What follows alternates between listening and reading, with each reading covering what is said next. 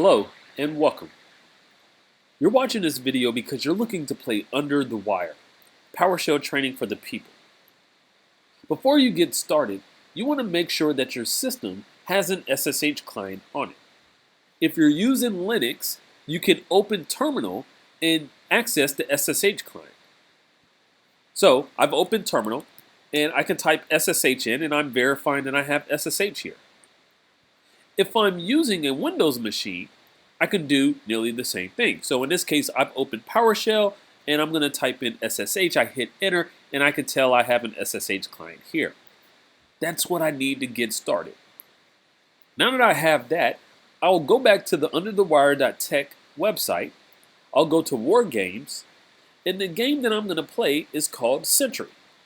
I would have taken the time to read these important notes, but now that I've already done so, I'll click Sentry. And then it tells me how I need to get started. First thing I need to do is I need to join the Slack channel and join the Start Here channel within there because it's going to give me the credentials to log in. After I have the credentials, I'll SSH to this path on this port and I'll utilize the credentials that I have. Once I've successfully logged in, I'll be able to see that my current path has changed. So let's do that. We're going to fast forward a little bit, and instead of going to get the credentials, I'm just going to go ahead and put them in here. So to start off, the username is Sentry1, the password is Sentry1,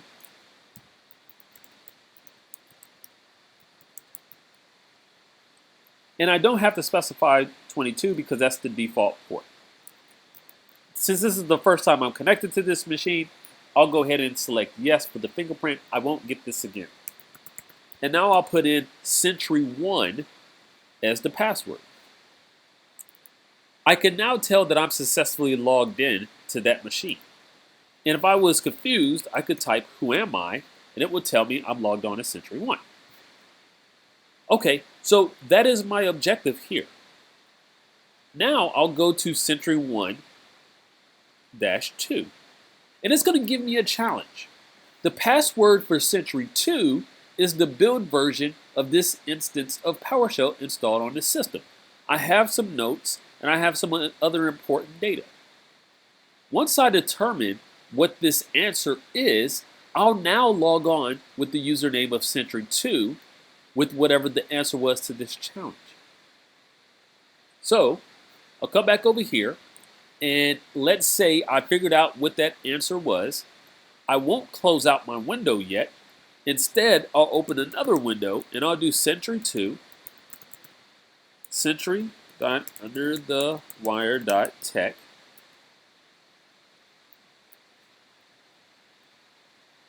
It would help if I actually did SSH.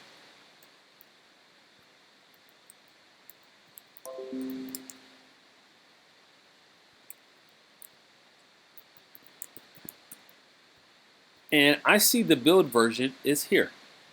So I'm going to take this, and then I'm going to come over here, and I'll put it in. If I am successful, it will log me in. Notice how it says Sentry2. Now that I've done that, I can go ahead and exit out of here because I don't need that anymore. I'll come back over here, and I'll move on to the next challenge. Whatever the answer is for this challenge becomes the password for Sentry3. And I'd essentially just continue to rotate amongst my machines and I'd continue to log in. Again, I wouldn't log out of the previous one until I've logged into the new one. That ensures that it actually worked. I'm going to continue along with that same mindset for each challenge until I get to the end. That's it. Let's repeat this. For every challenge in here, the answer to the challenge becomes the password for the next level. When I log on as Sentry1, the answer to this challenge becomes the password for Sentry2. On the Sentry2 level, the password for this challenge becomes the answer to this challenge becomes the password for Sentry3. When I'm actually doing the Sentry3 level, the answer to this question becomes the password for Sentry 4. That's it. Alright, I hope you've enjoyed this quick video on getting started with Under the Wire. Enjoy.